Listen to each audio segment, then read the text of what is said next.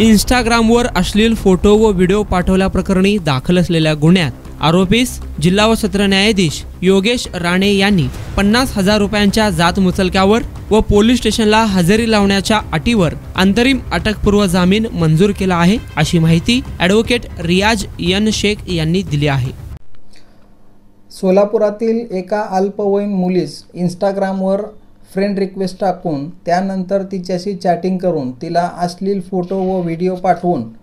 तिच्या भावनांशी खेळल्या प्रकरणातील एका दाखल गुन्ह्यामध्ये आरोपी जैद एजाज शेख यांना सोलापूर येथील सत्र न्यायाधीश योगेश राणे साहेब यांनी अंतरिम अटकपूर्व जामीन मंजूर केलेला आहे। यामध्ये घटनेची थोडक्यात हकीकत अशी आहे की अल्पवयीन मुलगी हिची त्या आरोपी जैद एजाज शेख याच्यासोबत ओळख झाली होती आणि त्यानंतर जैद शेख याने सदर मुलीस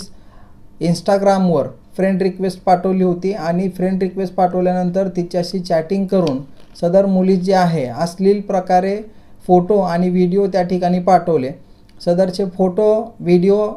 अल्पवयीन मुलीचे वडिलांनी पाहिल्यानंतर तिच्या वडिलांनी सदर बाजार पोलीस स्टेशन या ठिकाणी आरोपी जैद शेख यांच्या विरुद्ध फिर्याद दाखल केली होती। सदर घटनेमध्ये सदर दाखल गुन्ह्यामध्ये सदर पोलिसांनी या प्रकरणामध्ये माहिती तंत्रज्ञान कायदा कलम 43(अ), 66(क) व 67(ए) अशा पद्धतीने गुन्हे दाखल केले होते व कलमे लावली होती। सदर गुन्ह्यामध्ये आरोपीला अटक करण्याची भीती निर्माण झाल्याने आम्ही आरोपी जैद एजाज शेख याच्या विरुद्ध सोलापूर येथील सत्र न्यायाधीश यांच्या न्यायालयामध्ये अटकपूर्व जामीन अर्ज सादर करून अंतरिम जामीन मिळण्याकरिता विनंती केली होती। सदर प्रकरणामध्ये एकंदरीत जैद शेख यास पूर्वीच देखील पोलिसांनी पॉक्सो कलमाखाली अटक केलेली होती आणि त्यावेळेस पोलिसांनी सर्व गोष्टींचा तपास केलेला होता। तरी परंतु पीडित मुलीच्या वडिलांनी पुन्हा एकदा आरोपीला वेठीस धरण्याकरिता व त्यांना त्रास देण्याकरिता पोलीस प्रशासनाची दिशाभूल करून त्यांनी पुन्हा एकदा खोटा गुन्हा दाखल केलेला आहे। वास्तविक पाहता दाखल केलेल्या गुन्ह्यातील कलमांची शिक्षा पाहता आरोपीला कुठल्याही प्रकारे कस्टोडियल इंट्रोगेशनची गरज नाही। आरोपी हा पोलीस स्टेशनला जाण्यास तयार आहे व तपासकामी सहकार्य करण्यास तयार आहे,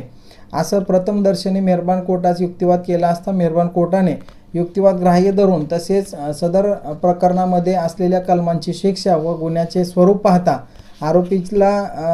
प्रत्येक 50,000 रुपयाच्या जात मुचलक्यावर अंतरिम अटकपूर्व जामीन मंजूर केलेला आहे व पोलीस स्टेशनला हजेरी देण्याची अट टाकलेली आहे।